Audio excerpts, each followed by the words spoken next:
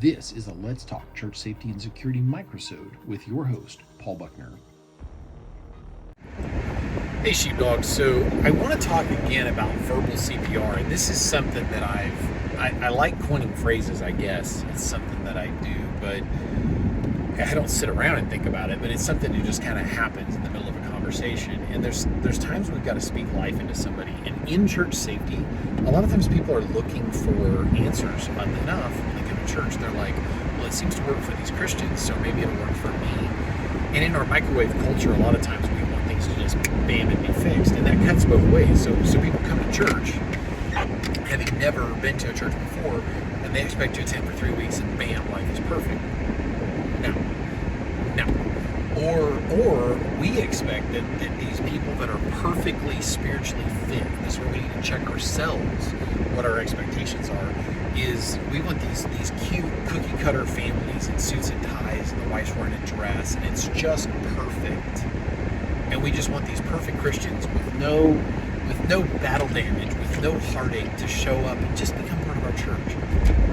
Life is messy, and those who've been forgiven much love much. Some of the most powerful Christians that I know have come from some of the most awful backgrounds, and you're like, wow, the things that God has brought them through is incredible. And so there's two aspects of that. Sometimes people come to church and they want it to just get fixed really, really fast. Just bam, give me this Band-Aid that's going to fix the whole thing. Or two, we are having this expectation that they're going to show up and they're just going to be perfect. That's not how life works. And especially as our culture falls apart and there's more and more divorces and more homes that are damaged, more and more lives that are shattered, we end up in situations where as that stuff gets worse, and it's going to come to church, and that's where a lot of the terrible situations where people get shot or stabbed or whatever come from. But those are hurting people that are hurting other people because they don't have salvation.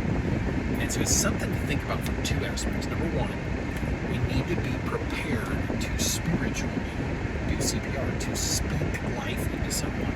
I dealt with a young man the other day. I know this was a God thing because when all of this stuff was going sideways in this kid's life and he got himself arrested, there just happened to be a guy sitting on the bench at the jail that was at the end of almost a 10-year run of problems with law enforcement, not law enforcement coming after him, but him making these terrible mistakes that were hurting his life.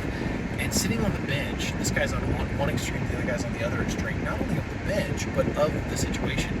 So this guy was driving without a license and doing a lot of things he shouldn't have been doing, and he was getting himself into the system at like 19, 20 years old. And this other guy, a decade ahead of him, was getting out and has become a Christian and was speaking life into him. He was doing verbal CPR, and I was like, wow, praise God, I love it. I love seeing those things happen. And so we need to be prepared to do ministry. Ministry's messy, because I was trying to talk to this young man, and he had jumped out of the car and run at the cop, and like his face was flushed, and his eyes were open, his mouth was open. He had full, like facial constriction, like you could see his face was blotchy and all this stuff, and like he was panicking. His hands were open. He had nothing in his waistbands. He had nothing in his hands. He was freaking out because he didn't have a driver's license, and he was hatched. He wasn't raised, but he was just hatched and kicked out of the world. He wasn't raised. And it was a very tragic situation to watch happen. Of course, the officer was like, "Hey, stop! What are you doing? Okay, go back and get in your car. I understand that you don't have a driver's license. I'll be with you in a minute. What you just did was really, really dangerous. You could have been in a car. You could have got an officer that misunderstood what you were doing."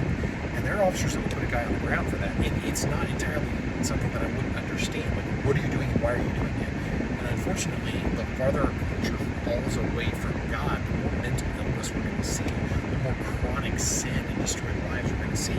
So bringing that back to churches, somebody may run up to your doors and they may be having a panic attack because they never developed life skills and they were never taught how to be anything.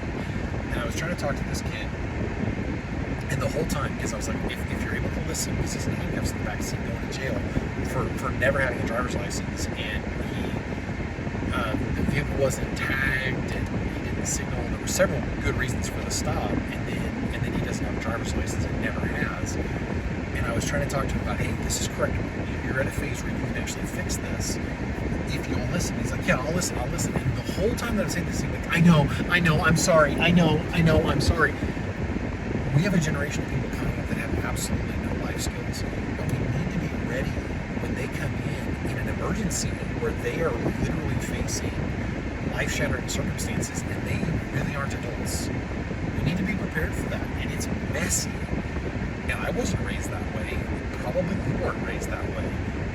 But we need to be prepared for that, to be able to say, hey, if you're able to listen.